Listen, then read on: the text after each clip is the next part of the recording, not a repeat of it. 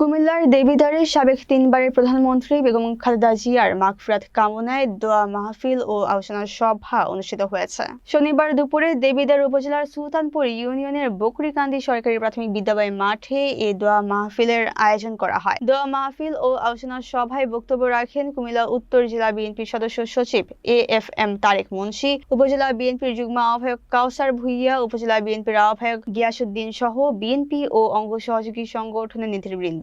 বক্তারা বেগম খালেদা জিয়ার রুহের মাগফিরাত কামনা করেন এবং দেশ ও জাতির কল্যাণে দোয়া করেন। একই সঙ্গে আসন্ন ত্রয়োদশ জাতীয় সংসদ নির্বাচনে দল সমর্থিত জোটের প্রার্থী ট্রাক প্রতীকে ভোট দেওয়ার জন্য নেতাকর্মী ও সাধারণ ভোটারদের প্রতি আহ্বান জানান। দোয়া মাহফিলে স্থানীয় বিএনপি নেতাকর্মী ও সাধারণ মানুষের উপস্থিতিতে পুরো আয়োজনটি ছিল শান্তিপূর্ণ ও ভাবগম্ভীর।